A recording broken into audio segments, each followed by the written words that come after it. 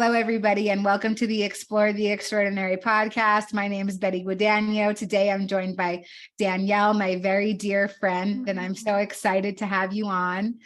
Danielle is going to be one of the co-hosts of the podcast, so I'm excited to introduce her to our YouTube family. And yeah, Danielle and I met, it's been a couple of years now, I believe, and just through the divine and through synchronicity, and have discovered that, yeah, we're members of the same soul tribe and we have so many similar experiences. And I'm excited that you're here and that you're willing to be open and honest and share about some of those experiences today.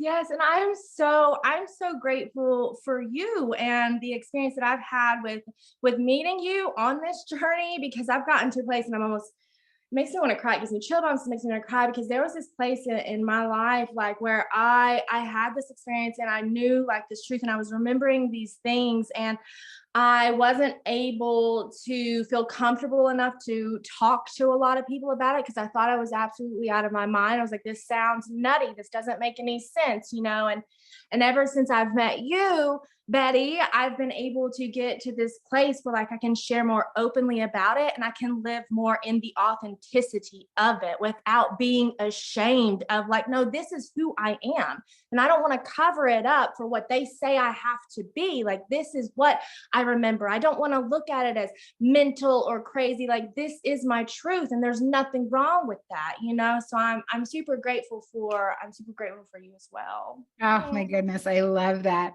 So, okay, so I know a little bit about Danielle, so I'm going to probe some questions.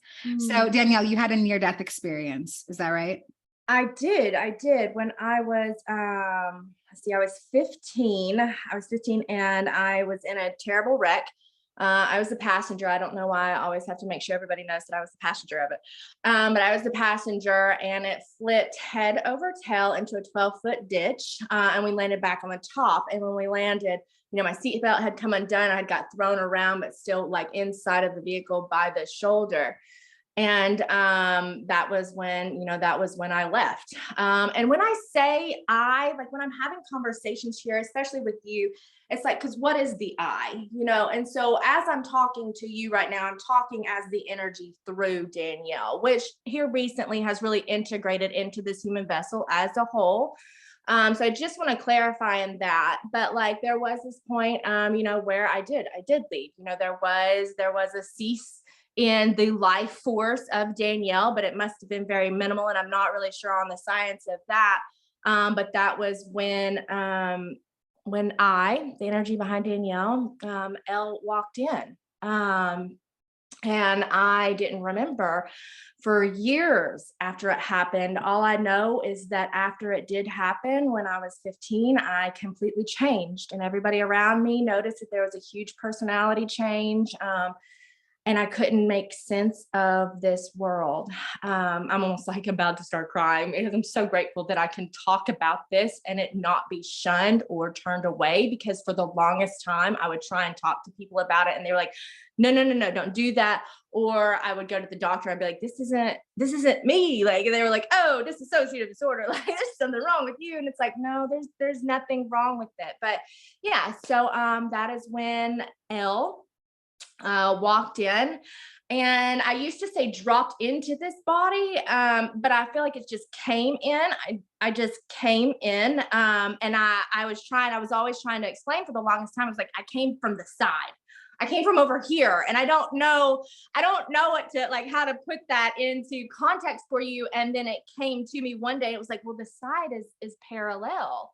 And I was like, oh my gosh, I literally came from a parallel, like reality, a parallel realm, because there's so many existing everywhere, right? Right. Okay, so before we go any further, I want to, for clarification, there's some people who might watch this and they don't have any idea what we're talking about. So I want to try to make it as digestible as possible. So you're a walk-in soul. Yes. Can you explain what that is? Yes. So there was a soul that inhabited this vessel.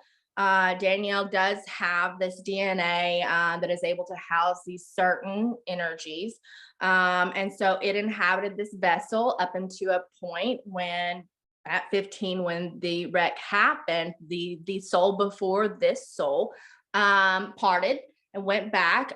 Its job was done. It needed the rest that it needed. And then Elle walked in. So, and it is kind of hard to explain because there's not a lot, you know, and I don't have a lot of words to be able to explain something like that. But it's what happened. It's my experience. And I didn't remember any of that until later on in life. But yes, so there was a soul, and I call her Crystal because when I was younger, I would look in the mirror and I would tell my mom, I would be like, hey, like that's not me. And she was like, what do you mean? You know, that's your reflection. I was like, no, that's not me. Like that's Crystal. Like I'm Crystal. And so my family for the longest time would say that was my imaginary friend. And so I just kind of went along with it because, like, I don't know, it didn't make any sense. You know, I don't know how to explain it. But it got to the point where the egoic part of Danielle and Crystal kind of won over, and that soul's job was just done. And it did leave. And I guess, like Danielle, what the energy of Danielle, like the DNA part of Danielle, was able to be a candidate to house the other energy of Elle who comes through now when I walked in. So yeah, some of the information that I understand about walk-in souls is exactly what you're saying. I sort of envision it as like a relay team, like for track. Yeah. Is that what it's called? Like where you pass Yeah. off the baton. So Yes. there's your original soul, and then usually based on like a traumatic event, like a near-death experience or something, and some sort of outer body experience, the second soul will step in to carry out the rest of the life's mission. Yes. So yeah, I love this. This is very unique, but it's something that I'm hearing more and more about. And I think that has a lot to do with the Great Awakening. There's a certain set of souls that have decided to come here for this specific event. So I want to see if you're willing to talk about sort of what that transition was like to your remembrance. Yes, absolutely. And I believe a lot of us are not remembering until here recently. I don't know for whatever reason that is. But I had an activation in 2017 with the solar eclipse, August 21st, 2017, when the solar eclipse came across the United States. Everything went dark in the middle of the day.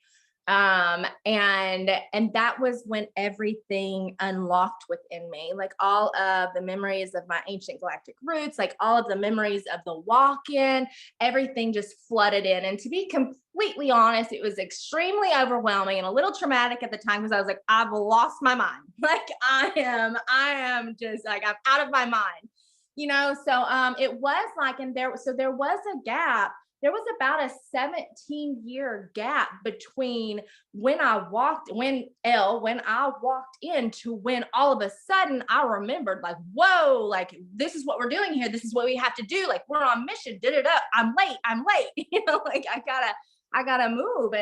And so when those memories did flood in, it's absolutely beautiful, to be completely honest. And it was hard at the time because I didn't have a Betty to come and be like, hey, this is what's going on. You know what I mean? It was just like I was telling other people. And so I had the memory of it's like I was reporting for duty, you know, and because I'm a visitor here. I'm a visitor in this realm on this planet.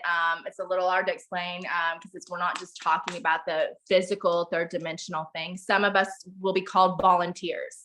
But I ended up reporting for duty. And there was this, I just remember this big, this big ball looking thing, but it wasn't a ball. And there's not a lot of human vocabulary, like words that I'm going to be able to express here, but I reported for duty and I was ready to do this. I'm like, like this is what I'm doing and I'm excited to do this. And there were these other beings, these other light beings, like standing around.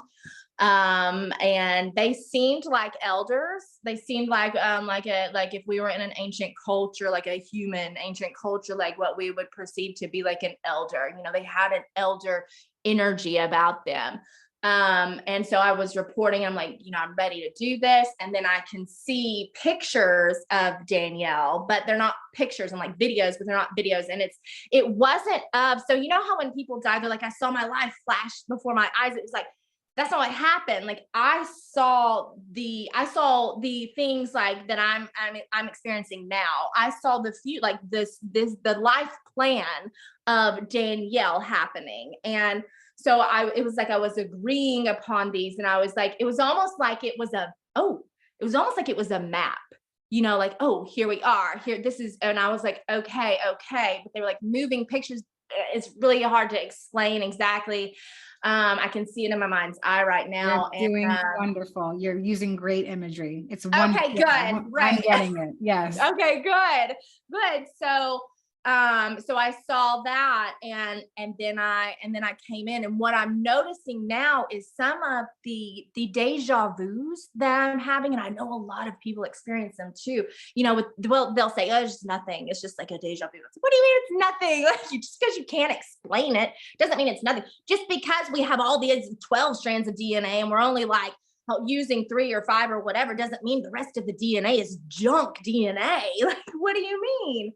And so that's when all those memories flooded in, and I started to speak, with the light team, the cosmos. I started to hear and communication. I started to kind of understand like a light language that started to come in also, which is wild. And I was able to communicate with like nature was communicating with me. And I was like, stop, like, this is too much. And then I just gave in. So yeah, that was I love this. So, recently I was asked this question, and I feel like this might be something that I turn into like my token question. But so you're talking about seeing the team, them showing you your life, this whole map being played out. And I'm curious if now that you're here and that you have this information and you've integrated it, do you feel like this was an informed decision that you made to come here? Yes. No hesitation. Absolutely, I do. Do I have any clue about that informed decision? Not so much. It plays out, it plays out in my reality all the time. But yes, absolutely. Without hesitation, I knew what I was doing. And I was ready to do it. So what are some of the tools that you use to integrate this experience? I heard you talk about volunteers. That sounds like Dolores Cannon's literature. Is that something that you use as a tool? That was actually when I heard her talk about the volunteers, I bawled my eyes out. It makes me almost want to cry right now because it resonated so much. And I'm so grateful for that hint. To activate that memory within my being, within my subconscious, to be able to come forward, because I was like, that's me, and then I would hear other people, like, it was like all of a sudden different, things like that. People would say homesick, and I would have this other aching of a homesick, you know what I mean? So it was like, it wasn't something that I was really incorporating into my life as much as it was being incorporated into my life for me, So the tools that it's wild, because the tools that have helped me have been given to me more than I've sought after or had to take and find for myself. It's just being aware of them, and I didn't even have to be aware of them after the activation. I was just like, all of a sudden these things had these like layers of encoded frequencies in them that helped me remember more of what I was doing here, or activate whatever needed to be activated so I could pursue the mission that I had agreed upon pursuing. What are some of the other pieces of literature that came into your awareness that you use as tools? Oh, okay. So the Course in Miracles, that's been huge. That's been one. I am the type of person where I love the Course in Miracles. I pick it up and I get into it, and then I put it down for a year, and then I pick it up again. I get into it, and then I put it down for a couple of months. I pick it up. That's been a great map for me. I absolutely love Dolores Cannon. I was reading, oh, I can't remember. It's a new one. It's got Jesus on it. I love Jesus. Absolutely adore Jesus, especially after being in the Course in Miracles and seeing that different perspective on that. I'm like, I can get down with that instead of what society has told me I had to believe, like the religious views. So what else? Eckhart Tolle. That's something else that when I read, I integrate, I put that down, I pick that up. The New Earth, that was a big one. I don't, there's a couple other ones, 12-step literature. Love that too. I've got a couple books on Reiki. So that was something that happened for me after my activation, was that, they told me, and I say they, and it was like these angelic beings, because I talk with angels. I called them in before we even started this. They told me I needed to do Reiki. I was going to do Reiki. I was going to be a Reiki master. And I was like, I don't even know what Reiki is. Like, what do you mean? Tell me more. So I follow the International Center for Reiki. And that's been huge. And I've realized that I'm like an energy advisor, like an energy mentor, which is really cool, because I didn't know that about myself until here recently in the new job that I've acquired. But yeah, those are some.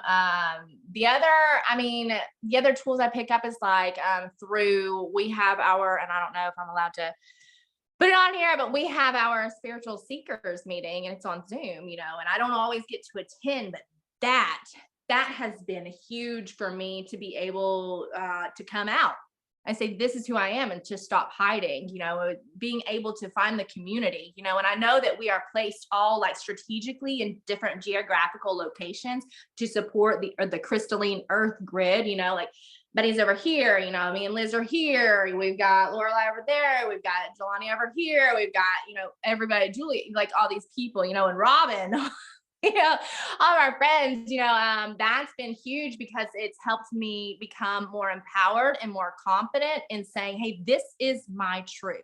Just because like you don't experience it or you don't understand it doesn't mean that it's not right for me, doesn't mean that it's not true for me, and having people who may not have had the same experience, but have had other ones to be like, you know what, I believe you, because, I believe you, period. Yeah. And so that has been huge. So let me ask you about, what's the balance like in your life? Like, obviously you've had these very profound spiritual experiences. You're talking about finding some of your spiritual tribe and coming out of that spiritual closet. What is your regular human life like? So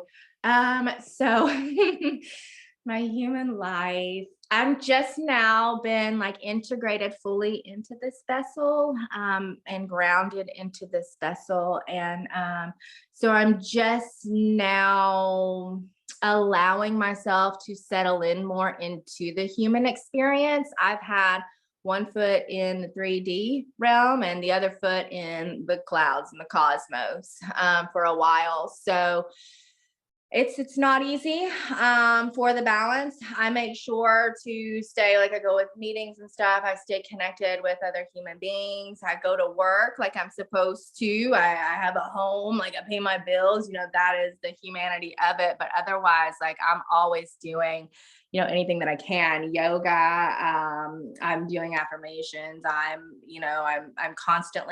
constantly in this other place. And so to stay grounded, I have this one friend, her name's Joanna, and she helps keep me grounded, because I'm very much up here all of the time.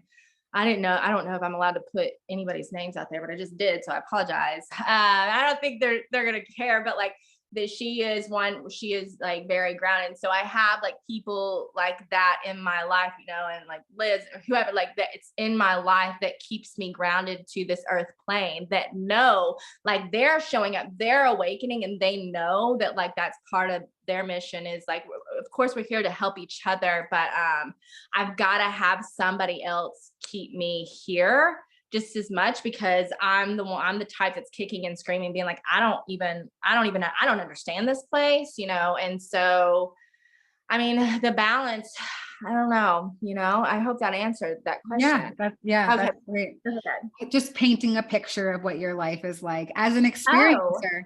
So, okay, so you've had these really profound experiences. It sounds like you have a connection to your guides and to your angels. Do you have language for it? What do you call them? What's your connection like?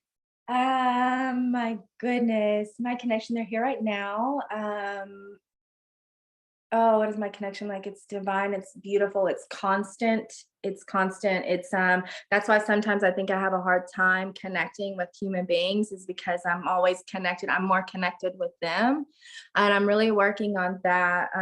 But they are constantly with me, protecting me. I just had the other day, I found out I had these wolves around me.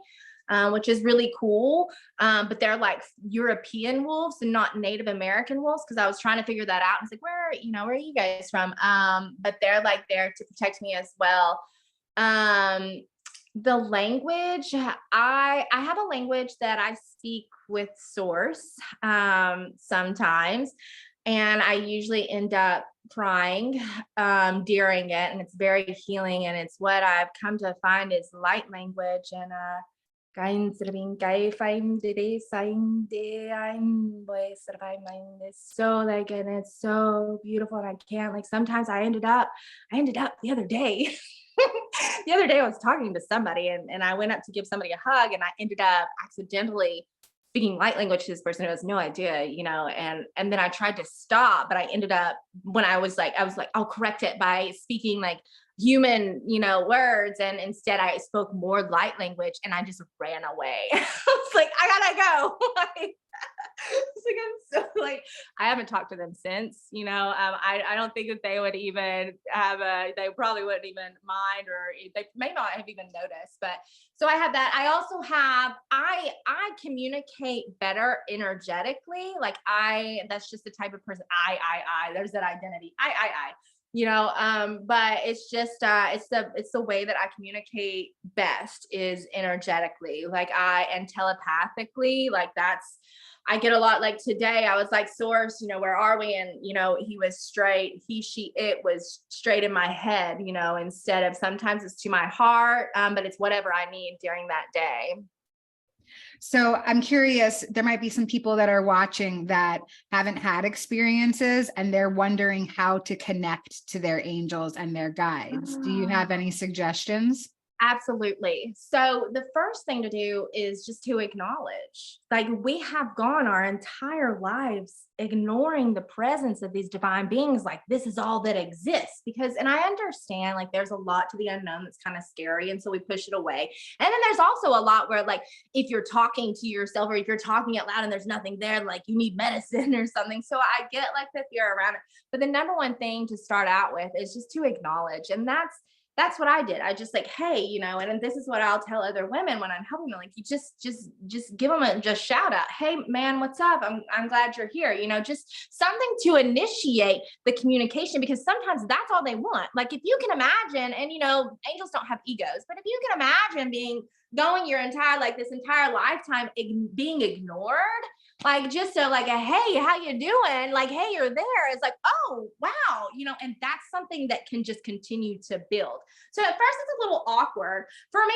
It wasn't as awkward. I know for a lot of other people it wasn't as awkward for me, because they were constantly, hey, because I had that whole, like, they were like, you either got to do this or you're gonna exit. Like, we're done here. It's time for you to do something.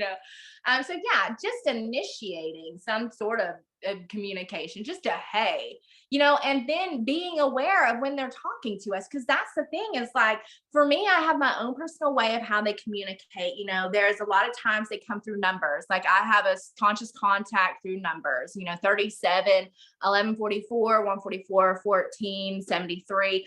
I'm starting to see 39. And that has a lot to do with Betty. And I was like, whoa, because I saw 37, 39 a lot. I was like, whoa, like, something cool is happening, So there's a way that they communicate like that. And then there's also ways, and we kind of, like, when they communicate, sometimes we just brush it off. Like, there's a lot of times that I'll be sitting here and, like, okay, my lights will flicker or whatever. Which I don't think everybody's lights flicker all the time, but whatever, but I'll be sitting here and I'll ask a question and then I'll get like a flicker of the light and I'll be like, that was just a flicker. flicker of the light. It's like, no, like, why are we discounting what they're trying to do here? Like, they want to communicate. We are in this mass awakening where we are coming online, and there's other things, and it is the unknown, and we can't see them in the physical realm, but like, they want our attention. That's all. That's all they want. They want our attention. They're going to help us no matter what, whether we want to be aware or not. But giving our attention is just the best way to initiate the conversation or type of communication than being aware of like, how does this feel when this synchronicity or this number comes in or whatever? Like, how does that feel? Does it feel like something's talking? Yes. If it feels like it, do not discount it. Do not discount it. And I think a lot of us, I know for a long time, and like my ego can still come in and I'll be like, no, that wasn't anything. I was like, no, that's everything. Like, yeah. I love that. So yeah, on the subject of numbers and signs that they come to us in, I think that you have a really cool story about feathers. I would love for you to share that. Okay. So I am an ex-convict. Just gonna tell you guys, hello.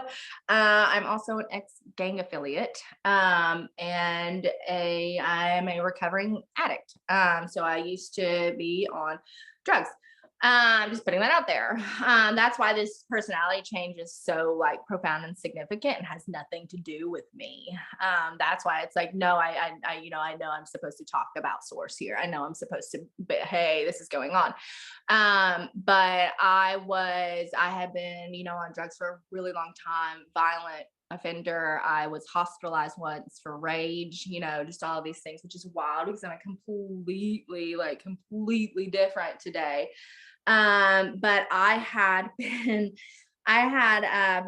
in and off of the Appalachian Trail. And I started to feel like there was something happening, but not just within, like, I knew there was something happening within me, but there was like a change shifting within reality. And I had just gotten to the point where I was completely just empty inside. And nothing else was, the drugs and the old behaviors and all of this just wasn't, of course it wasn't working, but it was done. Like there was nothing more, and this is such a sacred story. And so, I was dying. I had gone into organ failure, and like I said, I had been in and off of the Appalachian Trail, and I had my activation. And so during this personality change, where I was around all the other people where they were doing drugs and they were doing all the things, right? And I was like, no, we're supposed to love one another. And they're like, who are you? Who are you? And so I ended up talking. That's when, nature started communicating with me and I started to listen, and the angels, Michael, especially Archangel Michael, Mikael, was coming in and he was talking. And then I heard like the tree and all of this. And I got the message that I was done, and I had a choice that I could either exit or I could continue and walk in the light. And when I say exit, that's what I say with when people like humans cease to exist or cease, like the life force leaves them, death. Like that's the best way to explain death, right? And so when I got this choice, I was like, I'm scared. And this is really great that you're talking to me. And it's really wonderful that I can see light around people and that it's auras. And, it's great that, I'm understanding and that I'm seeing the synchronicities, but when I go and I tell other people about this, like they can't see what I'm experiencing. And so I feel absolutely out of my mind. I feel crazy, and I feel nuts because I can't prove it, and so I'll believe you. I'll do whatever you say, big light, do whatever you say. But I hear that angels appear. Wait, what is it? Feathers appear when angels are near. Feathers appear when angels are near. Yeah, that's what I told them. I said, I heard that feathers appear when angels are near. And so if you could bring me, this is such an amazing So if you could just bring me a feather, because I can touch a feather, like I can hold a feather. I can't hold all this energy things that I'm seeing. I can't grasp on and hold on to what's happening. And if you bring me that, then I'll do whatever you want me to do, And I went back, and the next day I went out on this trail, and in the middle of the trail, I walked a little bit out and I was by myself, and in the middle of the trail was a pile of feathers, and I dug down, I dropped down on my knees and I dug through the feathers. I was like, where's the body? We gotta find the body. Like, what's this? And it wasn't a body. And so I gathered all of the feathers and I went to the cedar tree, and I was like, okay, but this could be a coincidence. There's that thing where our ego is like, no, this isn't real. I just talked to this thing and was like, hey, bring me a feather. And then there's a pile. And I was like, hey, but this could be a coincidence. So if you'll give me one more feather tomorrow, or just whenever, the next time you give me a feather, then I'll do whatever, I'm making a deal with the all knowing, whatever. I don't know who I am. And so I go back, and I think I made a dream catcher that night with the feathers. And then I go back out on the trail the next day. But I went out on a completely different trail, and there was another pile of feathers. And of course I dove down on my knees, but this time I was like, what do you want me to do? What do you need me to do? Because there's no way, and so feathers are huge for me. I grabbed those up, I gathered them, and I heard that I was to go stand with a strong back, open heart, and speak my truth, which was very hard and still can be sometimes, because when I came back and started speaking my truth, nobody wanted to be around me anymore. They were like, what is she talking about? And I was like, yeah, I was just talking with Michael, and I'm seeing all these sparkles everywhere. And they were like, who is Michael? And I'm like, the archangel, what are you saying? So my entire friends changed, places, all of the things just changed. And for the first 2 or 3 years of being, and I've been clean for a couple of years now, I was guided by feathers all of the time, everywhere, and that was, when I would see a feather, I'd be like, okay, this is what I'm supposed to do. This is where I'm right where I'm supposed to be. So I have feathers all over my house. I have this divine cat that came in though. And so I'm like, we have debates over don't touch my feathers. But yeah, feathers have been, that was the turning point when I finally had something that I could grasp in my hand. Because think about it, if you're going around, this is where I was, I'm telling people I can see this light around you. I'm seeing sparkles right now. People are going to look at me like I'm crazy. And I started to think I was absolutely out of my mind. I can't explain this, how, and so when I got that tangible evidence, I was like, all right, what are we doing? You're running the show. Yeah, I think that for a lot of people, myself included, I need the tangible. I need to be able to touch and feel and know. So I have a quick feather story that I want to share. I'm also in recovery. And, my life after coming into spiritual awareness, after my own awakening, my life really transformed pretty quickly. And, I was in treatment, and I went to school, I got certified, I got a job in the recovery field, and I applied for a job and I got it. And I was so excited, and it was my first day of work. And, I had so many nerves. I have never been a productive member of society before. This was my first day of being a new version of myself. And, so I was very distracted the whole day with just very human things, even though I knew that I had gotten that job because of divine guidance. Yes. So on my way home from work, I said, oh, wow, I didn't notice any feathers today, but I guess I wasn't really paying attention to any of the signs anyway. And right as I had that thought, a man walked past me with a huge feather tattoo on his arm. Yes. It was wild. And I just thought, wow, I am guided. I know. Yes. It. Yes. Yes. I love that. But yeah, I've had lots of tangible evidence of something bigger going on in my life. And, you know, for me, one of the things that's really the proof is being able to connect with other spiritual people in my life, being able to find the tribe. So can you maybe share a little bit about what that experience has been like for you so far?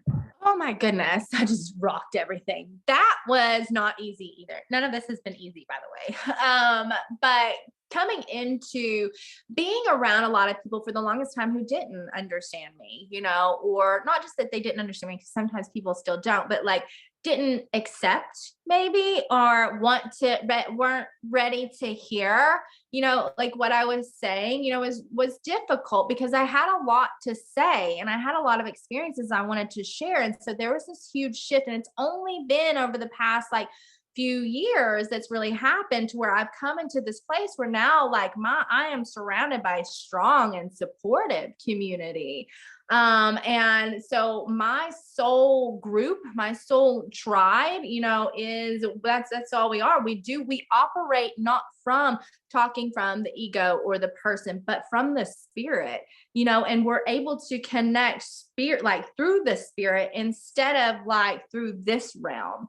And that's what's been huge for me. You know, that's been what's happening here recently. I'm noticing, I was telling people for the longest time about these solar flares that we're having because the sun is changing. And it's been scientifically proven that when we have the geomagnetic storms, that they actually do change our DNA. And we've had a lot of X-class flares lately. And we're having all this going on. And I've been trying to share about it with all these people for a really long time. And then I just started having in the past like year and a half, 2 years, people who are coming in who are like, yeah, this is happening, you know, and I'm like, whoa, who are you? Like, I'm spending all this time, to the point where there was one person who came up to me, and it was a man, and he came up to me, and I had just shared about something.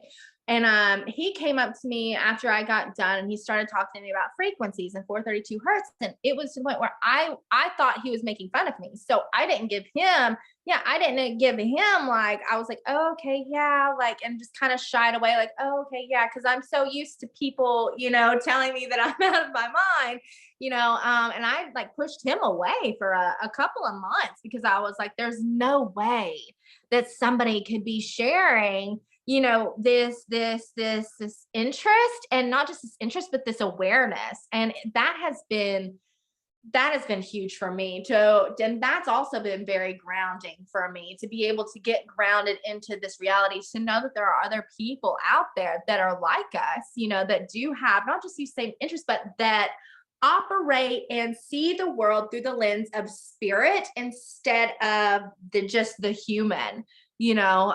That's been really huge. I have all of my friends, you know, I don't know that I have any people. I mean, of course I have acquaintances, and if people need help or anything, I'll help them. But like, I don't really have conversations with anybody anymore that aren't like, you know, on the same, not the same frequency, but the same, like, I don't want to say vibe, but you know, they're on the same like plane of existence, you know, and we all like exist simultaneously together in this realm. But there's like, we may be in the same place, but we may not be on the same frequency. You know what I mean? And so I am just completely surrounded today by people who, because before I got into this, it shifted and I had this that was available, this community that's been available, you know, there were a lot of people that were like, that would tell me like, no, or they called me crazy. People called me crazy.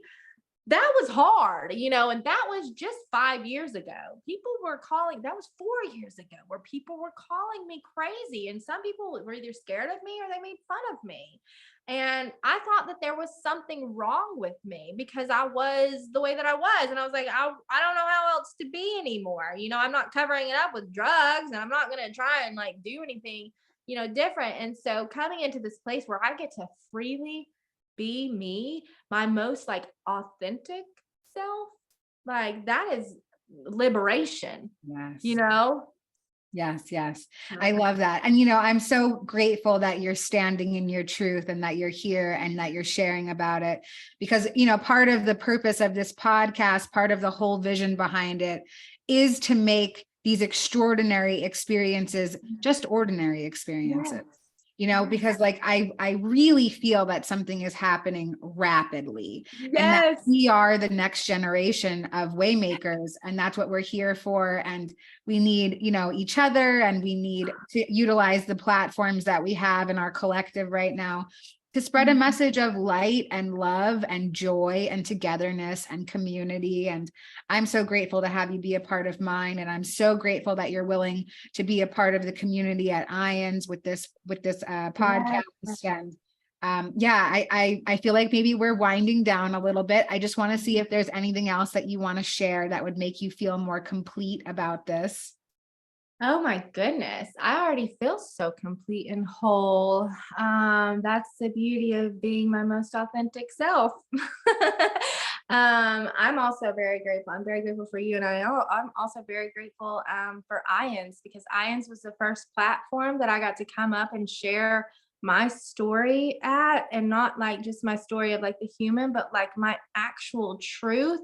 And I got supportive feedback on it, and so and I'm getting chill bumps just thinking about it. I didn't even know IANDS came out of left field for me. I was like, what is this? And I love that you are, you get to be a part of IANDS, to be honest, because that is helping open, like it's helped open not just the door for me to come and be like, this is who I am, but like probably a lot of other people. And I do believe that you're right about there is a mass awakening, like an ascension in consciousness, an evolution of our species, of the human being, and the Homo sapien happening right now, and I'm noticing that there's a little divide in people, and not just divide but I don't like talking about polarity and duality, because we're all really one, but like there is this thing that's happening where there's been a lot of people who have decided to just wake up all of a sudden and have questions. And it's like, I just remember when I was going through, it was like, I didn't know where to go. I didn't know I could go somewhere, and I didn't know what it was that was going on either. And so I'm glad that there are these places that people can come, because like, this is happening. This is not a drill. This is going down, and we get to be like, and that's what's so amazing. Like when they were saying way showers and front runners, I was like, what does that mean? And now I'm like, oh my gosh, I get it, because there's people and they're coming, and we get to all do it together. And so, yeah, I feel complete. I feel whole. And I am happy that I finally do, because it took a little bit to get here. And so, yeah, thanks. Wow. This has been so wonderful. And I'm looking forward to collaborating with you in the future on this show and making space for other people, especially, like I feel so bonded to you in particular, because we both have these amazing stories of transformation. This entire shift in identity, and really standing in the mission of the Great Awakening. Yes. And I love that. And I look forward to us collaborating with other people that come onto the show that also feel that calling as strongly as we do. Yes. And I love that. And I know that you're wanting to end this, but I'm like, I love that somewhere before we came into this reality and into these bodies, we agreed upon what's happening and all of this. And you're like, all the way. What's wild, guys, is that she's all the way in New York and I'm in Chattanooga, Tennessee. It's like, you can't make this up. You just can't make this up. It's amazing. We're everywhere. We're all over, and we come together in this very divinely orchestrated way. And I'm so grateful for you. And yeah, let's end it there. So we'll see you guys next time. Be wavy.